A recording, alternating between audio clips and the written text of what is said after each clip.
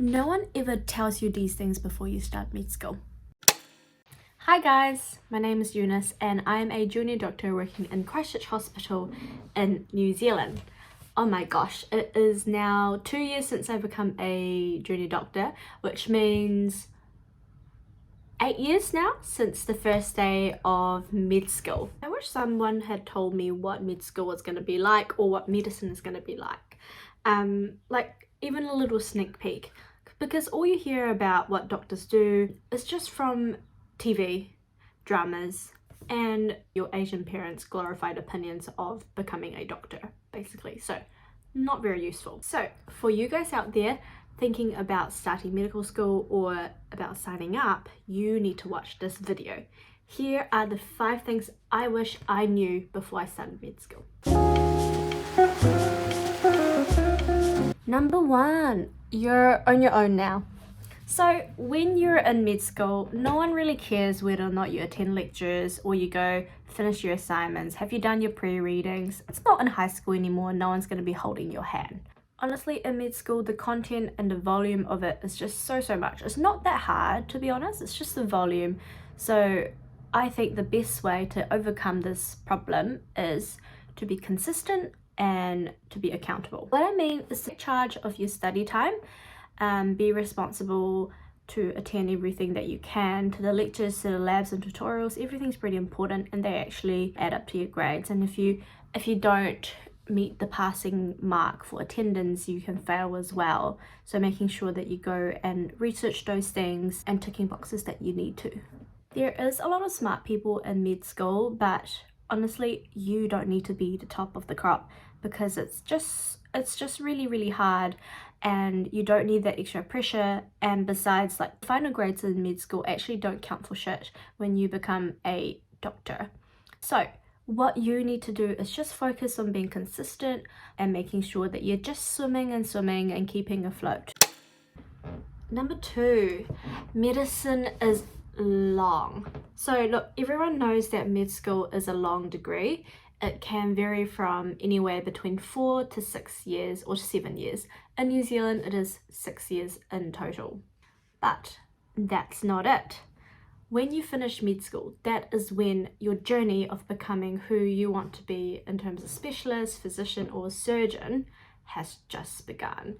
So right now for me, I'm in the middle of my 2nd year of being a junior doctor, which means after this year, I would have gotten my registration to be able to step up to become a registrar to practice. And from now on, it can take anywhere from 4 to 10 years to get to the specialty that I want. And in general, surgery has the longest training program, or residency as they would call it in the US. And I just wanted to talk about what these 4 to 10 years will actually look like, because this is something that I felt like wasn't made clear to me before I started med school. So I hope this is somewhat helpful. In the next 10 years, you're expected to do more than full-time hour work. So if you go into medicine thinking that you're going to be a 9-to-5 job, that ain't happening, especially not in the first few years.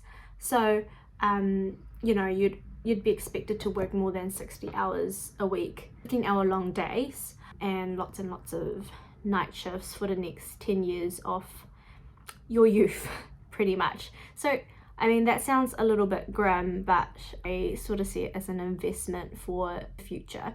While you're doing all of that time at the hospital, you're also expected to study for exams in your free time and do live admin things, as well as doing things like research to bulk up your CV too. So make sure you set your expectations right, because you're going to be in it for the long haul. If you don't think you can commit to these sort of hours, especially in your early 20s to your early 30s, then you really need to reconsider whether or not medicine is the right career for you.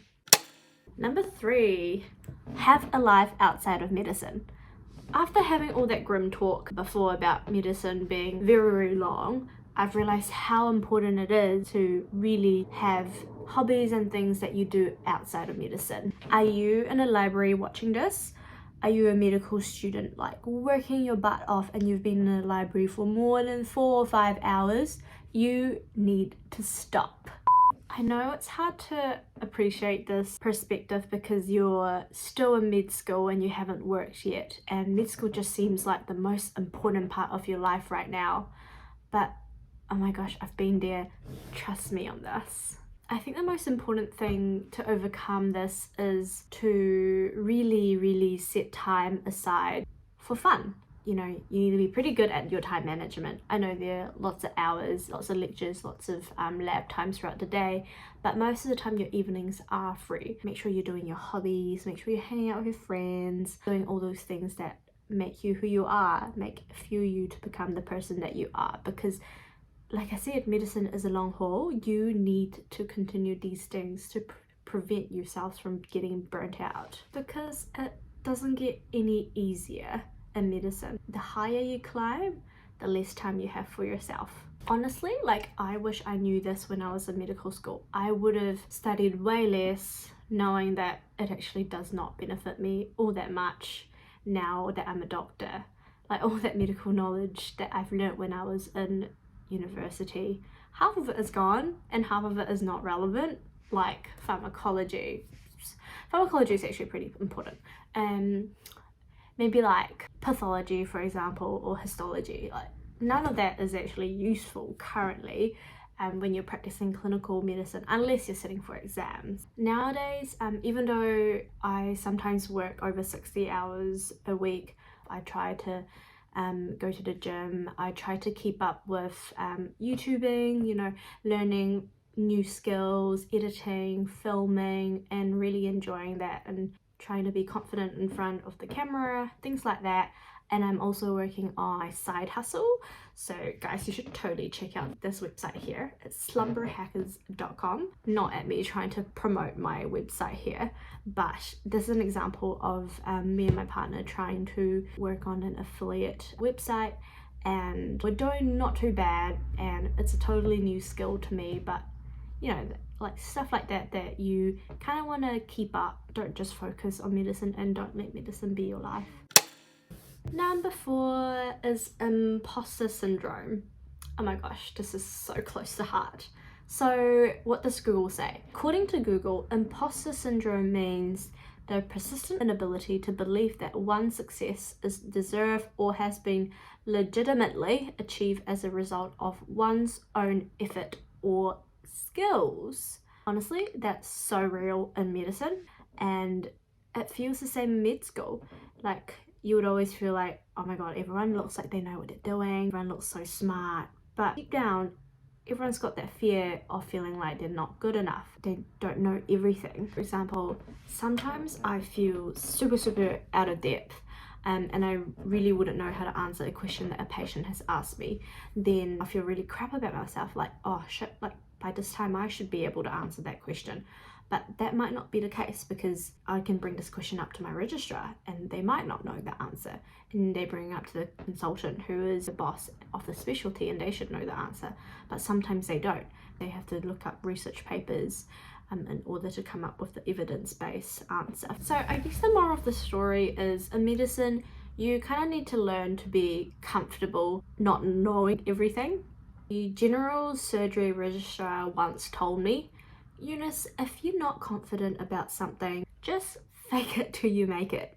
Because if you just do it, your brain will start to believe that you can do it. So start with action and the confidence will follow. Number 5, start investing. I wish I actually learned about personal finances way earlier. Because in New Zealand, with the 100k medical degrees student loan, we don't have to pay it back urgently because it's got no interest, which is so good. As first year junior doctors, our patient is actually like pretty good compared to other fresh graduates. So really, you should make that money work for you. Look, I'm no financial advisor because I got no assets, but I've got a couple of friends who are around my age, and they've already got a couple of properties going for them. Like, what? You know, good on them. So it's definitely possible if you sort out your finances right from the beginning. Whereas for me, getting a mortgage, buying a house and settling down is not quite on my radar yet. So I have been investing my money in index funds. Shout out to Dave Ramsey. As Dave Ramsey would say, do not put your money in the bank because of inflation, and your money will just be less valuable over the years if you leave it in the bank. So in index funds we trust. Cool. Thanks so much for watching, guys. Remember to like, subscribe and turn on that notification if you like what you've seen. I hope that was helpful. So those were the 5 things that I wish I knew about medicine, and if you thought that those were helpful, make sure to comment below and I will see you next time.